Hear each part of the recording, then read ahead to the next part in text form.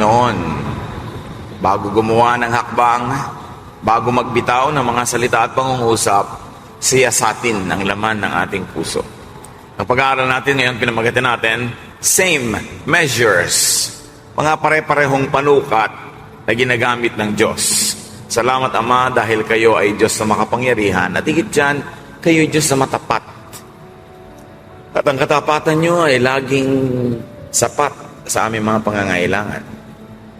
Kami, Panginoon, ay nagpapalinis sa inyo. Humihingi kami ng karunungan para maunawa ang mensahe nyo para sa amin ngayon. Nawa ang mensahe ng aming pagsasalusaluhan ay maging liwanag sa aming buhay, maging gabay sa aming daan, at maging lakas ng aming loob. Turuan nyo kami, Panginoon, na lalong mapalapit sa inyo at ang aming nalalaman ay magamit para ang buhay namin mapuno ng kagalakan, kabanalan, at mga bungang mabubuti. Kayo ang mangusap, Panginoon. Kayo ang nais namin marinig at pakalinisin nyo kami upang walang maging hadlang para kami tumanggap ng inyong pagtutuwid, pagpapala at gabay. Father, we commit everything to you, asking you to be the speaker. Lead your people unto greater knowledge of you. In the name of Jesus our Lord, we pray, thanking you, worshiping you. Same measures. Babalikan natin ang isang madilim na kabanata sa buhay ni David. Siya ay hari at sabi nga nila, pag ginusto ng hari ay magaganap.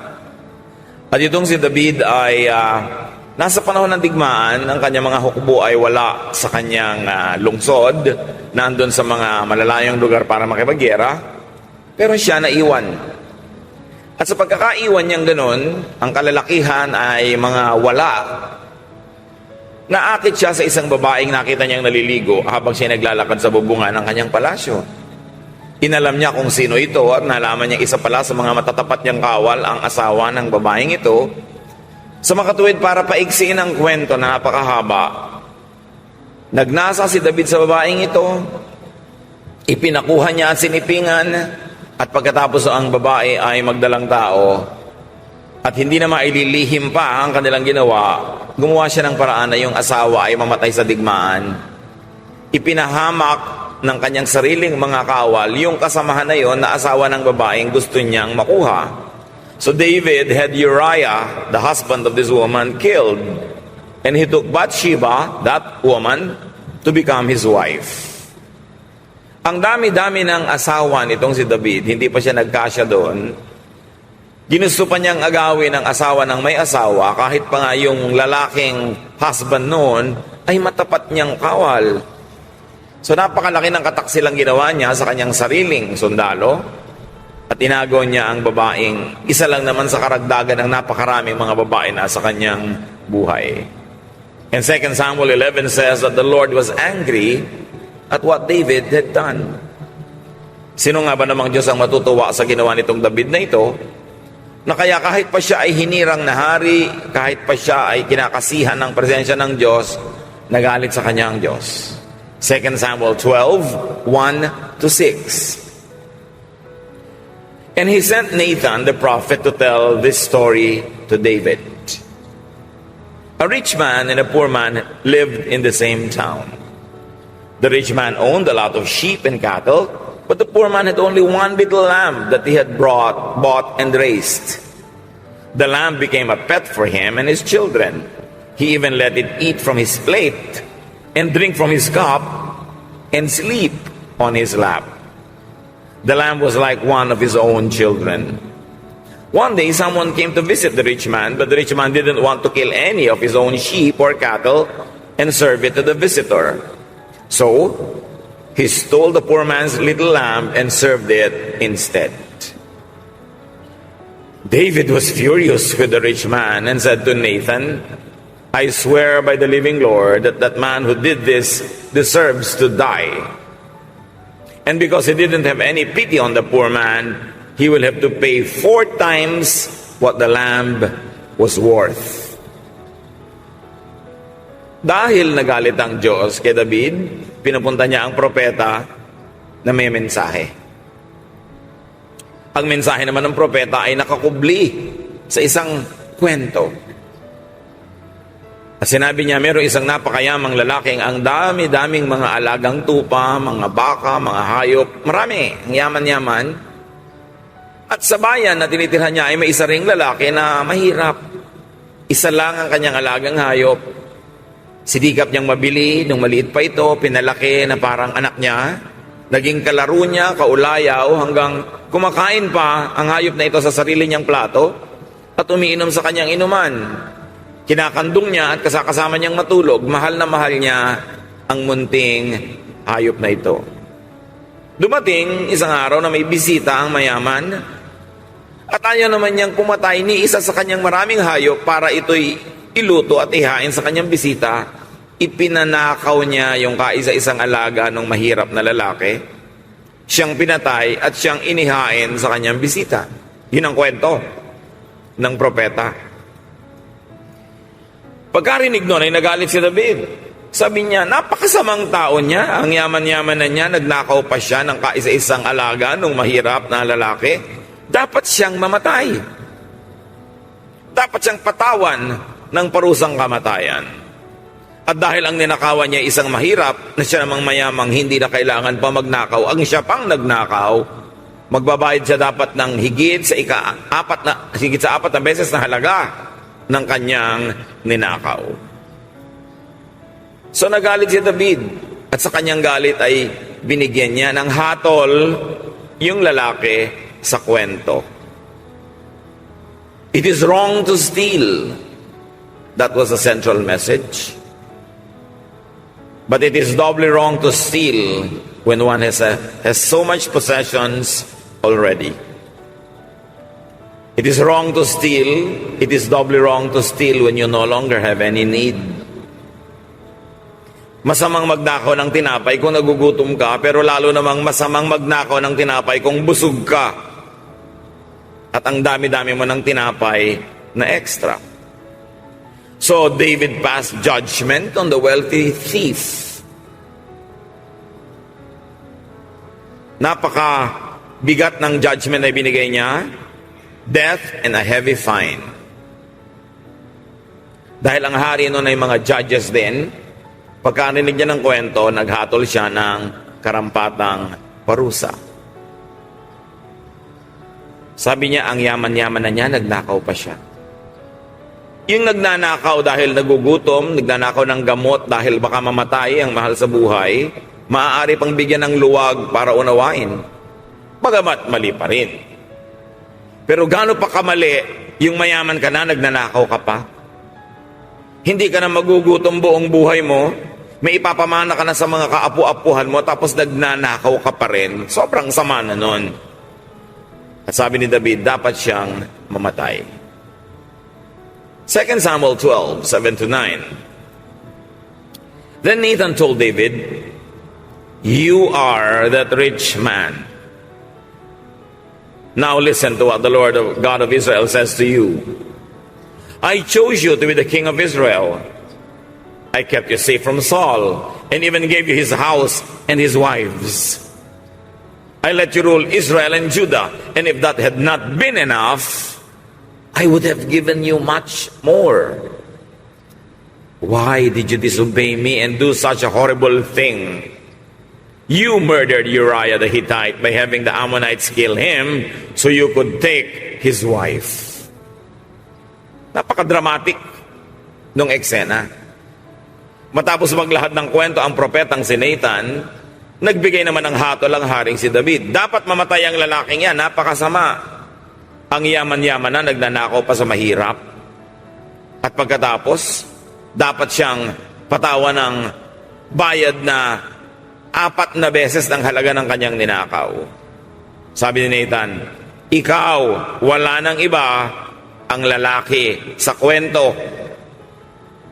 Ang dami-dami mo ng asawa, ng agaw ka pa ng kais-isang asawa ng isang matapat na lingkod mo. So Nathan shifts the focus on David and his crime. Sabi siguro ni David, me and my big mouth. Ang aga-aga niya kasing naghusga, ang dali-dali niyang nagbitaw ng salita ng paghatol at pagparusa, siya pala ang nililitis. Wala siyang kamalay-malay. God had given much to David, and God said, I would have given you much more. Wala namang makakapigil sa akin kung gusto kitang bigyan. Walang makakapaglagay ng hangganan kung ganong gusto kong ibigay sa'yo. Kung ginusto mo pa, ibibigyan pa kita, pero bakit ka gumawa ng masama? God had been very generous to David. How could David do such a terrible betrayal and thievery? Ang pinagtaksilan ni David ay isang taong karaniwan, mababa ang ranggo. Ang inagawa niya ay isang taong walang lakas dahil ang Diyos ay malambot ang puso sa mga api. Kahit si David ang kanyang hinirang na hari, sa oras na ito, kampi ang Diyos kay Uriah, yung karaniwang tao. God is God of the underdog. Maawain siya sa mga dehado, sa mga api, sa mga kawawa, sa mga kapuspalad. 2 Samuel 12:10-12. Because you wouldn't obey me and took Uriah's wife for yourself, your family will never live in peace. Someone from your own family will cause you a lot of trouble. And I will take your wives and give them to another man before your very eyes. He will go to bed with them while everyone looks on. What you did was in secret, but I will do this in the open for everyone in Israel to see. Ganon ang offense ng Diyos sa ginawa ni David. Dahil hindi mo ako sinunod, nang agaw ka ng asawa ng may asawa, hindi na magkakaroon ng kapayapaan ang pamilya mo habang nabubuhay ka. Isa sa mga anak mo ang lilikha ng napakalaking gulo sa iyong buhay.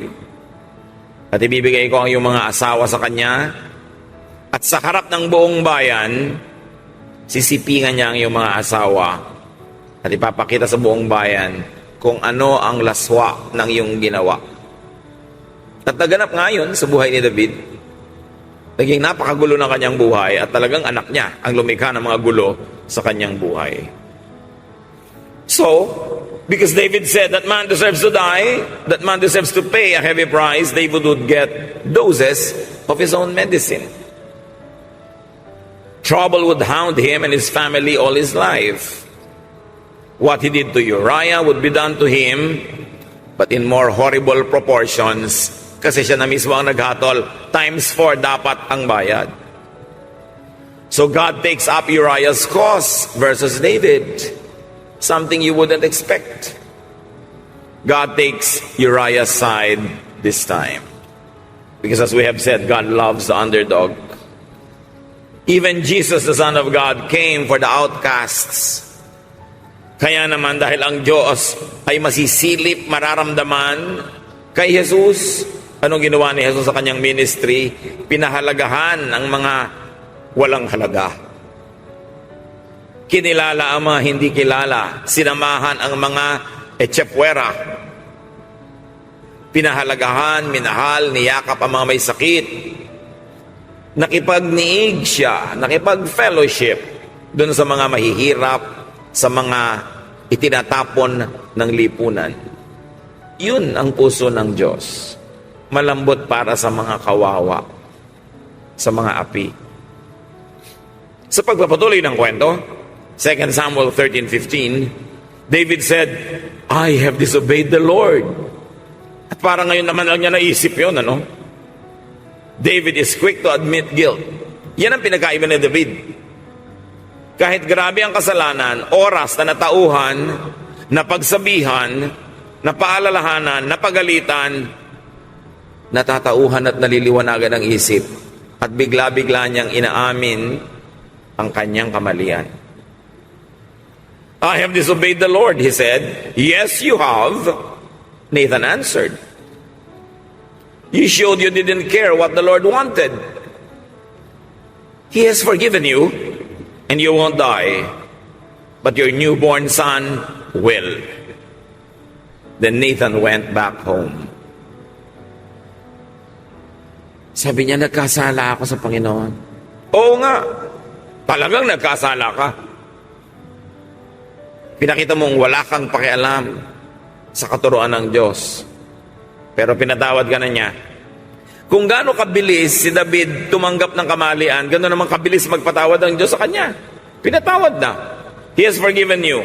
Hindi ka mamamatay tulad ng hatol mo na dapat gawin dun sa nagnakaw. Pero yung bagong panganak na anak mo, na anak nila nito sa pagkakasala nitong babaeng si Bathsheba, kanya, mamamatay ang batang yan. At tapos umuwi na si Nathan. Napansin niyo yung mga propeta, hindi sila nakikikain sa palasyo ng hari. Hindi sila nakikipagkaibigan o mabutihan.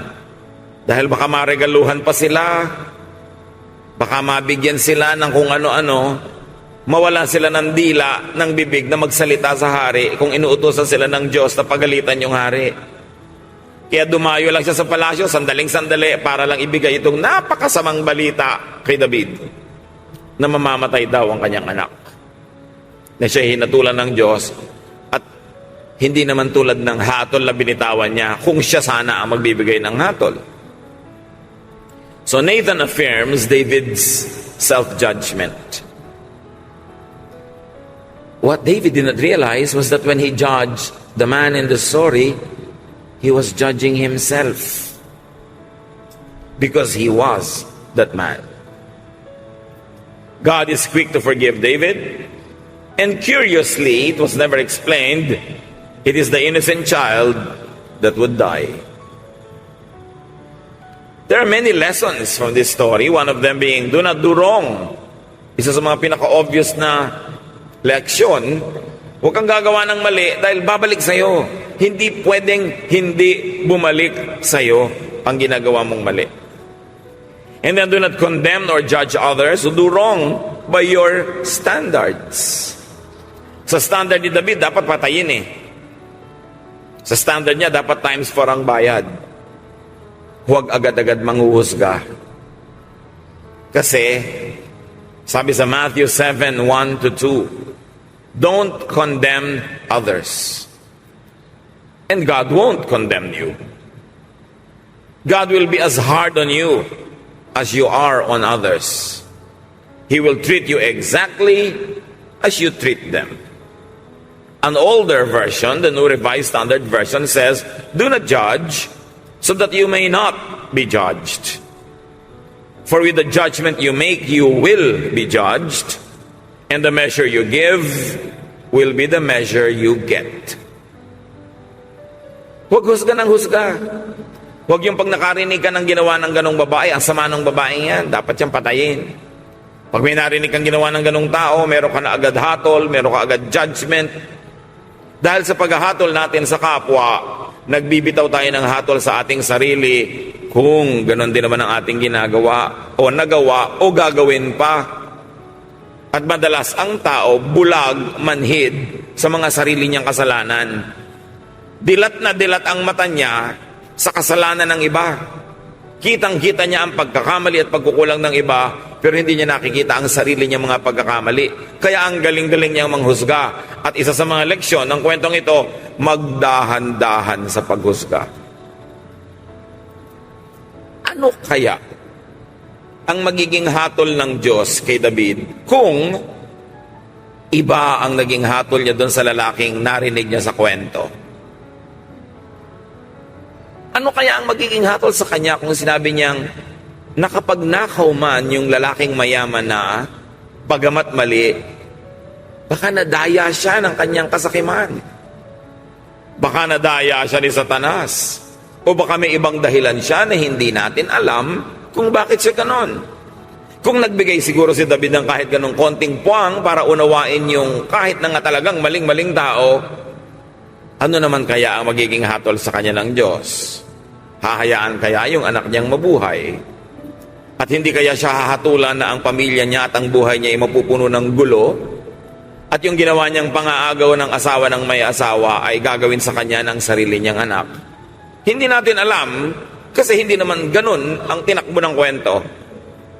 Ang alam lang natin ay nagpunta dito ang kwento dahil yon ang judgment na ibinigay sa kanya ni David. So mag-ingat-ingat. Try hard not to judge people. Judging is God's business. It is not man's business.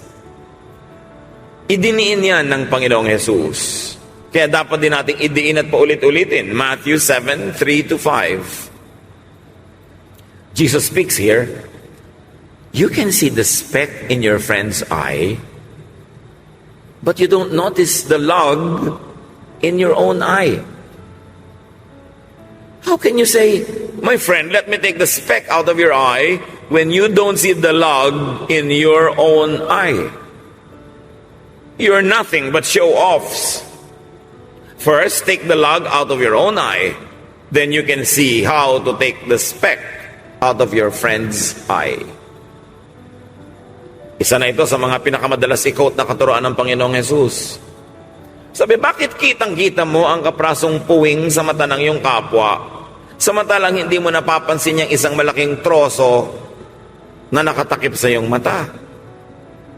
Saan ka kumukuha ng sikmura para sabihin mong, halika kaibigan at tatanggalin ko ang puwing sa iyong mata, samantalang hindi ka naman nakakakita dahil ang laki-laki nga ng nakabara sa sarili mong mata?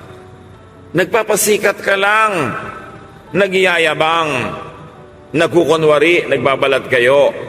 Ang unahin mo, tanggalin mo ang sariling bara ng iyong mata bago ka makialam sa mata ng may mata.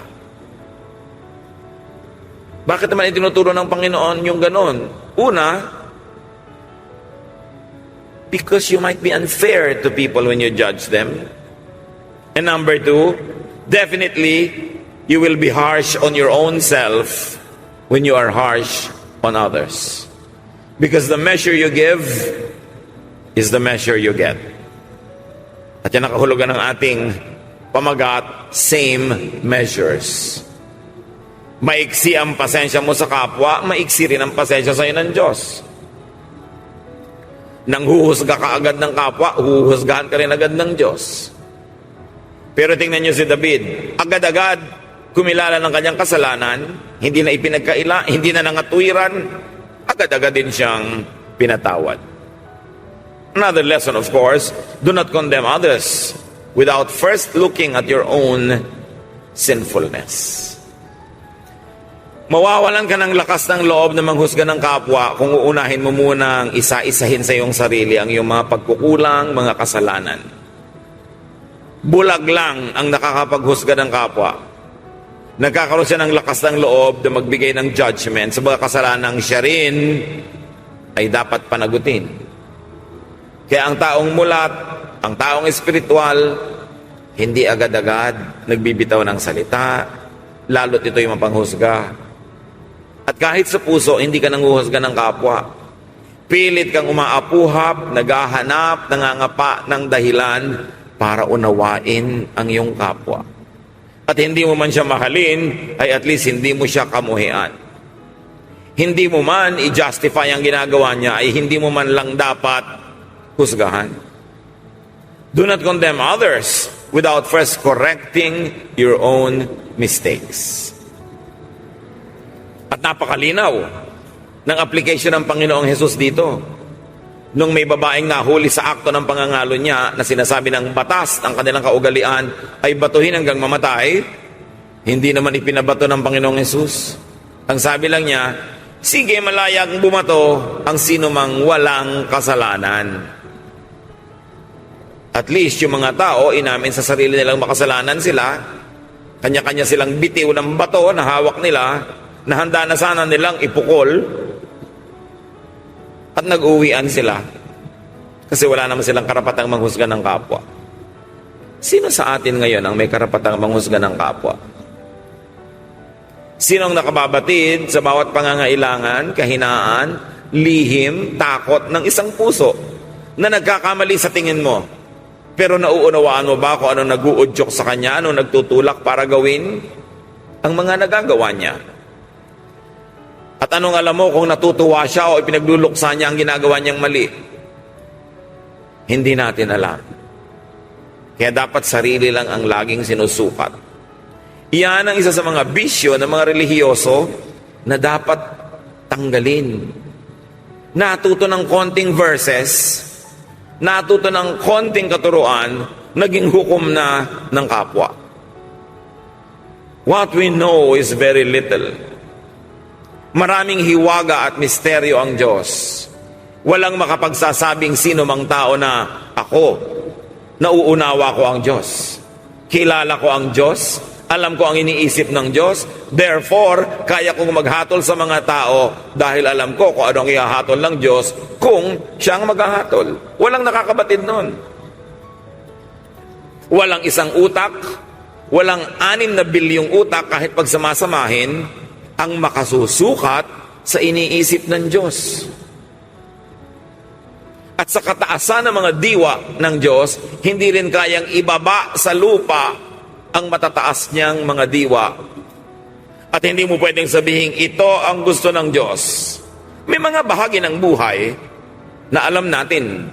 May mga bahagi ng buhay na kinakapa at hinuhulaan natin kung anong kanyang gusto. At may mga bahagi ng buhay na hindi natin malalaman kung ano talaga yung gusto niya. Liban na lang, ituwid niya tayo kung tayo nakagawa na ng mali. O lalo niya tayong bigyan ng approval kung tama ang ginawa natin. You cannot reduce the divine into a set of propositions, into a set of theories, constructs, philosophies, and even theologies. Because not even the combined brain of all the people on earth are living, and will still be born, can measure the mystery of God. And because we don't know, let's just play safe and not presume, not be judgmental. Do the best way you can. Watch yourself, be strict with yourself, and never judge others. After all, you never created other people. It is God who created them, so who are you to judge them? Pag nakakakita ba kayo ng bata na sa tingin ninyo ay mali ang ginawa, ay pupuntahan nyo at papaluin kahit di nyo naman anak? Hindi nyo gagawin yon kasi may sarili siyang magulang. Kumisa nga kahit na ang lola at yung nanay ng bata nag-aaway dahil gusto ng lola, huwag paluin. Gusto ng nanay, paluin. O gusto ng nanay, huwag paluin. Ang gusto ng lola, paluin. Sino dapat ang masunod? Hindi yung magulang niya. Yun ang magulang eh. Pero yun, malaking contest. Samantalang pareho lang kayong tao. Sino ka ngayon para pumalo ng anak ng Diyos? Nilikha ng Diyos, minamahal ng Diyos, na hindi mo naman nilikha at siguradong hindi mo naman mahal, kaya nga gusto mong paluin. Dapat linawin natin sa isip natin, mga kapatid, yung mga bagay na yan. Sino tayo para manghusga? Sino tayo para magparusa sa kapwa? Ikaw ba lumikha sa kanya? Ikaw ba nagpalaki, kumupkop? Ikaw ba ang nagmamahal? So if you must pass judgment on others, put yourself in their position, in their situation first. Isipin mo, kung ako ang nasa kalagayan niya, ano kaya ang mga options na pwede kong gawin? Ano kaya ang mga kaya kong gawin kung ako siya? Bakit niya nagawa yun? Bakit siya biglang nagalit at sumigaw? Alam mo ba na may sakit pala siya sa atay? Alam niyo mga kapatid na ang ating emosyon, more or less, kung may nagkokontrol niyan, hindi yung puso, hindi yung isip, yung atay. That our liver, because of all the things that it secretes, its imbalance or balance, affects our emotions. Kaya mga sobrang mga emosyonal, dapat siguro nakadrawing sa kanila atay. Wala namang kinalaman yung puso sa ating damdamin kasi pumping station lang yan ng blood. Pero dahil doon natin nararamdaman yung sikip ng dibdib, yung luwag ng dibdib sa emosyon, akala natin yung puso ang sentro ng emosyon. Actually, yung atay. May mga taong higit na mapagnasa sa kapwa kaysa sa iba dahil sa kanilang ginagawa ng kanilang pituitary glands. Merong taong ganito ang ayos, ganito ang kilos, ganito ang ugali dahil sa genes nananalaytay sa kanyang ugat ang dugo ng napakaraming mga ninuno na naghalo-halo sa kanya. Ilan ang lola nyo, halimbawa? May lola kayo sa ina, may lola kayo sa ama. Pero yung lola nyo, may nanay pa yon, di may another lola na naman kayo sa tuhod. Yung lola nyo sa tuhod, may nanay pa rin yun, so may lola kayo sa talampakan. Eh siyempre, ang dami-daming mga pinanggalingan yan, kanya-kanya mga ugali yon. Pero alam nyo bang lahat ng yon nasa ating genes? Kaya kuminsan yung ilong mo, kamukha nung lola mo sa father's side, yung tenga mo, kamukha nung alaga nila, kuneho, di ba? Yung ganito, marami kang pinagmamanahan. So, paano mo sisisihin ang isang tao kung ba't siya ganun? Bakit mo papagalitan ng isang bata kung kaliwete magsulat, kung kaliwete yung kamay niya, yun ang sinasabi ng genes niya. Nagpasya ba siya isang araw, sinabi niya, magiging kaliwete ako. Magiging kaliwete ako para dehado ako sa buhay. Para lahat ng kambyo ng kotse, mahirap kambyohin dahil ginawa para sa mga right-handed. Diba? Magiging kaliwete ako para kakaiba ako sa mga kaklase ko at ako'y kanilang tuksuhin. Pinagpapasyahan ba yon? Nakatakda. So pag nilawakan mo ang iyong pangunawa at gumraduate ka sa kamangmangan, magiging mas mabait ka. Nakikita mo kung isa ng ugali ng isang masamang ugali ng isang ninuno nandun sa bata. Sinadya pa niya yun? Nandun na eh. Kaya ang mahalaga lang, magsabit ka sa Panginoon para kung ano yung nandun na, mapaamu-amu mo naman kahit paano. Pero pwede mo bang palitan yung blood type mo? Pwede mo bang palitan yung body type mo? Nakatakda. At kung tatanggapin natin mga kapatid, may mga taong ang iba sa kanilang mga ginagawa, ang kanilang mga tendencies, ang kanilang mga likas, hindi naman nila pinili, nakatakda yun, babait ka. Kailangang maunawa natin ang maraming bagay bago tayo manghuhusga sa kapwa. Halimbawa, may mga lalaking lahi talaga nila na maagang maubusan ng buhok. So pag nakita mo yung tatay niya, ng nobyo mo, liban na lang magmana yung nobyo mo sa lahi ng nanay niya, alam mo na magiging itsura niya pag naging 40, 50. Kasi, dinesisyonan ba niya yon? No. Nakatakda. Kaya kung pinipili mo rin ang papangasawang babae, gusto mo magka-ideya kung ano magiging itsura niya, asal niya, pagtanda niya, tingnan mo yung nanay. Hindi 100% na magiging kamukha ng nanay, pero ang laki ng chance. So kung yung magiging biyanan mong ganon, ayaw mo nang nakikita mo, mag-isip-isip ka. Kasi nakatakda. Sana napipili ng tao kung ano magiging itsura ng buhok niya. Sana napipili ng tao kung ano magiging korte ng bone structure ng mukha niya. Sana napipili ng tao kung anong genes ang aandar sa kanyang katawan. Para ang piliin na lang niya yung lahat ng kaibig-ibig, katangi-tangi. Pero hindi. At dahil doon, dapat nating tanggapin ng ating mga sarili at ang ating kapwa. Tulad ng pagtanggap ni Jesus. Walang patakaran. Iniibig, tinatanggap. At ang nagkakamali, sabi niya, forgive them 70 times 7. Sa kaawayang sabi ni Jesus, love your enemy. Kung ang payo ni Jesus ay mahalin mo, pati ang kaaway mo, ba't hindi mo naman mamahalin yung tao, hindi ka naman inaano, ayaw mo lang sa kanya? Kailan pa kaya natin maa-apply sa buhay natin yung katuroan ni Jesus? Paano tayo magiging Kristiyano ng 10, 20, 30 taon na mapanghusga pa rin? Magagalitin pa rin? Walang pangunawa sa kapwa? Walang pag-ibig? Anong magic ang kailangan mong gawin para hindi mo maintindihan ang mga verses sa Bible na linggo-linggo, araw-araw ay sinisiksik sa iyong tainga? Para hindi mai-apply ang mga simpleng-simpleng bagay na huwag manghusga. Na mahalin ang kapwa, na tanggapin sila. Yun lang, that's the greatest religion already.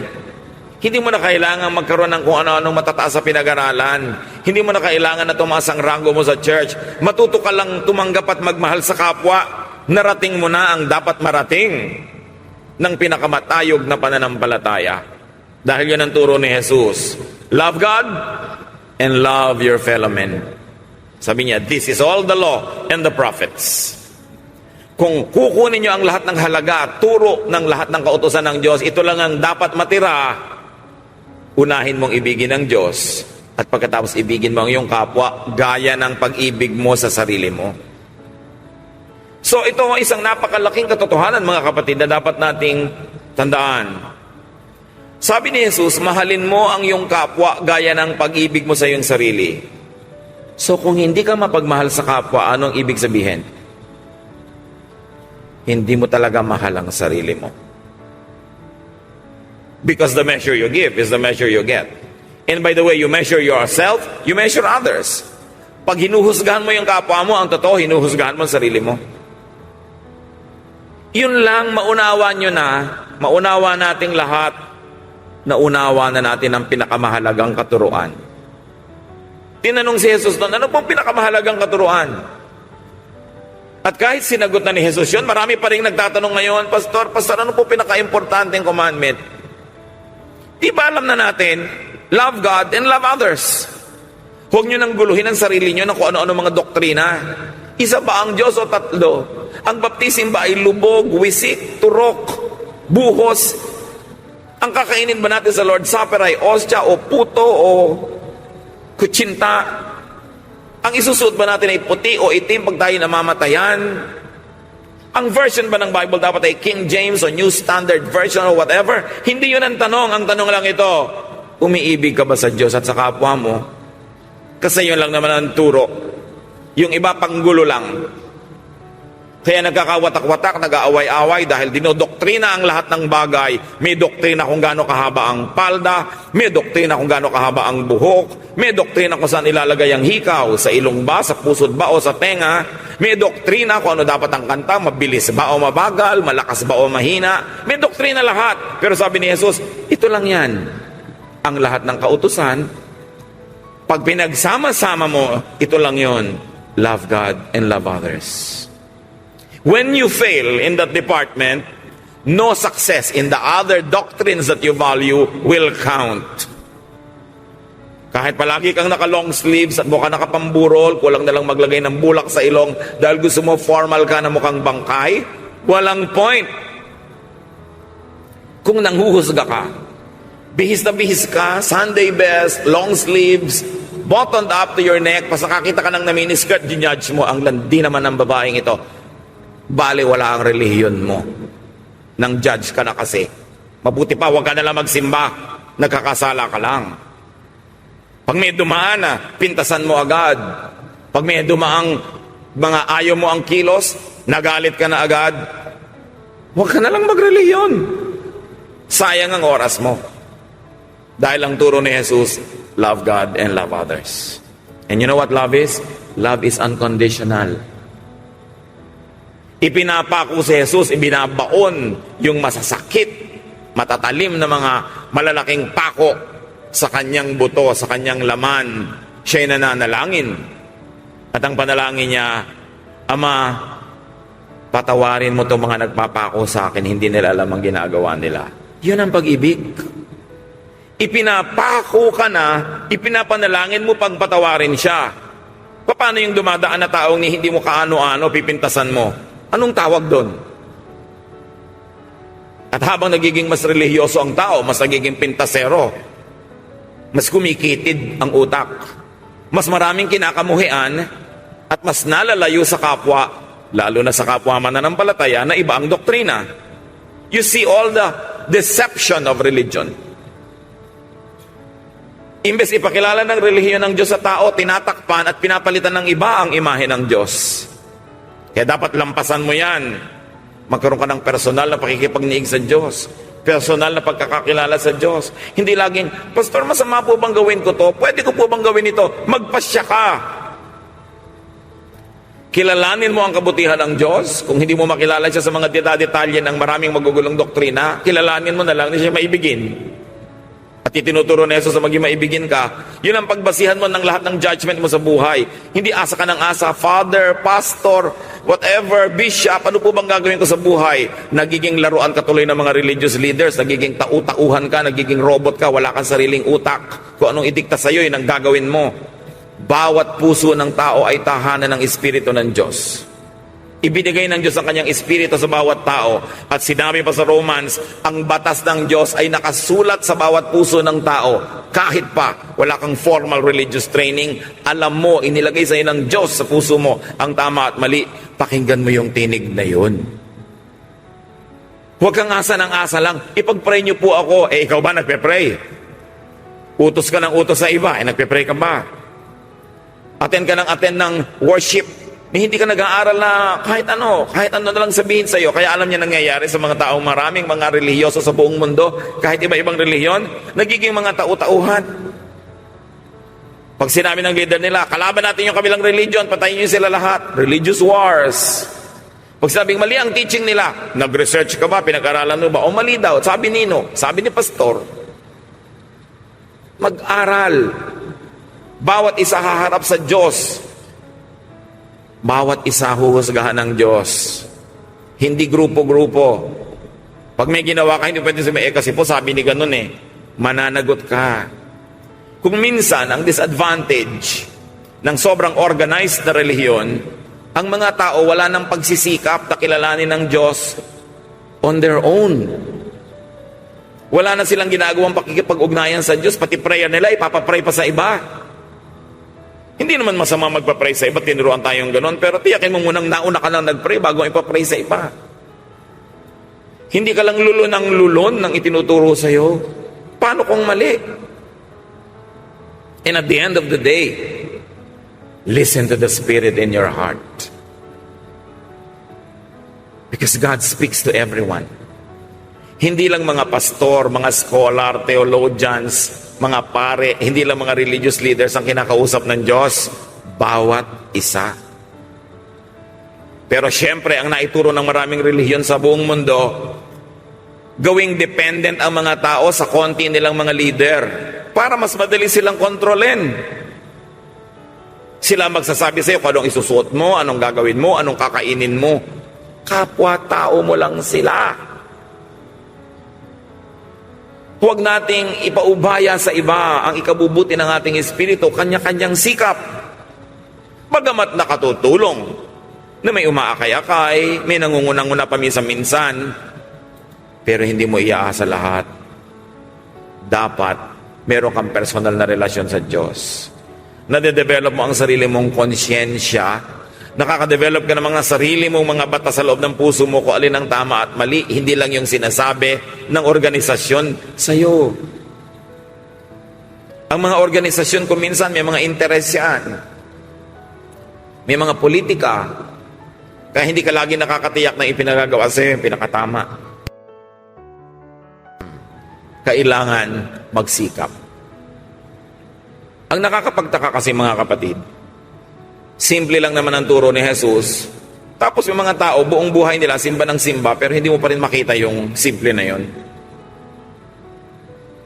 Nagiging busy sila sa ang dami mga doktrinang di naman yun ang dapat unahin. Sabi ni Jesus, at sabi na rin sa ibang parts ng Bible, love covers many sins. Pag maibigin ka, natatakpan ng kasalanan mo at kasalanan din ng kapwa mo na pinapatawad mo na. If we're going to be good at something, be good at loving. Be good at forgiving. Be good at not judging. Hindi yung sa ulong mo lahat ng verses para merong kang tool to judge others. Sabi ng verse na ito, hindi dapat ganyan ang buhok mo. Sabi ng verse na ito, dapat itong kainin mo. Dumami pa yung verses mo alam para lang dumami ang kakayanan mo maghusga. So alalahanin natin mga kapatid, meron tayong pananagutan sa Panginoong Jesus na namatay para sa atin, para yung pag-ibig na itinuturo niya siyang mangibabaw sa ating buhay. So if you must pass judgment on others, judge only as you would want to be judged yourself. May anak ng isang ina May ginagawang ayaw mo, i-judge mo yung bata. Kung may anak ka rin, isipin mo, ganun mo ba gusto na ma-judge din ng kapwa ang iyong anak? Tiyakin mo lang na kung manghuhusga ka, willing ka na yung the same judgment will fall on you. Tulad nitong si David, yung judgment niya, yun ang ipinataw sa kanya. Ikinuwento kaya yun para lang sabihin natin, wow, what a nice story. No. Because there's a David in each one of us. We are quick to judge. Then we receive the same punishment. So don't wonder why sometimes your family is in trouble, why your life is a mess. Maybe because we are judgmental. Because with the judgment we pronounce, we will be judged. The measure we give is the measure we get. Matthew 7:12, treat others as you want them to treat you. Sabi ng Panginoong Jesus, this is what the law and the prophets are all about. So gusto niyong sabihin ko sa inyo in one sentence, yung pinakamahalagang katas ng lahat ng katuruan, ito yon. Itrato mo ang kapwa mo kung paano mo gustong itrato kanila. Yun lang yun. Huwag paguluhin ang simple. This is what the law and the prophets are all about. It is foolish, careless, dangerous to judge others. It is foolish, careless, and dangerous to be cruel to others because you will receive the same treatment. And it is foolish and dangerous to steal from others. Huwag mang-agaw. Huwag mang-agaw ng asawa ng may asawa. Huwag mang-agaw ng posisyon ng may posisyon. Huwag mang-agaw ng credit ng may credit. Kung gusto kang bigyan ng Lord, hindi imposible sa Kanya na bigyan ka sa tamang paraan. Hindi mo kailangang gumamit ng maling paraan para lang makuha mo ang gusto mo.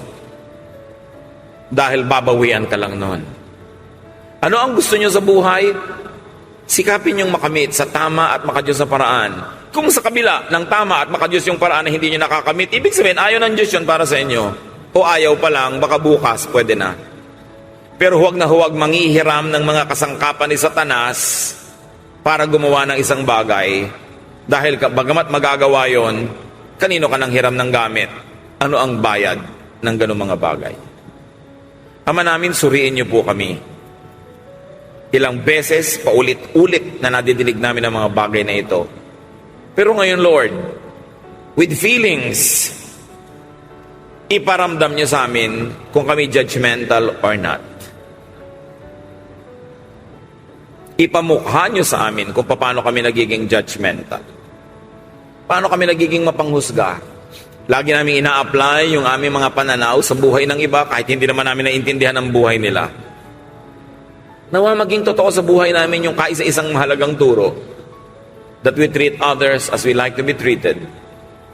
That we love you and we love our fellow men like we love ourselves. Nawa, Panginoon, huwag na kaming magulo pa sa kung ano-ano mga teachings na nagbubunga lang ng mga away, bangayan, masasakit na mga paghihiwalay, pakikipagkagalit, na ang bunga lang naman, hindi kami nagiging loving, kumisa nagiging magaspang pa kami, mapanghusga at mapanakit. Hindi naman ito ang kabuuan ng lahat ng kautusan, kundi ang kabuuan ay pagiging maibigin. Pinakamahalaga sa lahat. Ituro mo sa amin, Panginoon, na ito ipamuhay. At nawa lumaya kami sa mga gapos ng mga sa mga ugali ng judgment. Makalaya kami sa mga judgment na ibinibigay namin sa iba na sa amin din lang naman bumabalik. Kung may mga kapatid kami na naranas sa mga hirap, walang katapusang gulo sa buhay, ipakita mo kung ang dahilan nito ay judgmentalism. Pagnanakaw sa kapwa ng hindi dapat. Turuan niyo po kami, Panginoon. Nais naming mamuhay ng payapa, masagana, ayon sa inyong paraan. Pagbulay-bulayan natin mga kapatid kung ano ang kahulugan nito kung susundin natin sa ating buhay.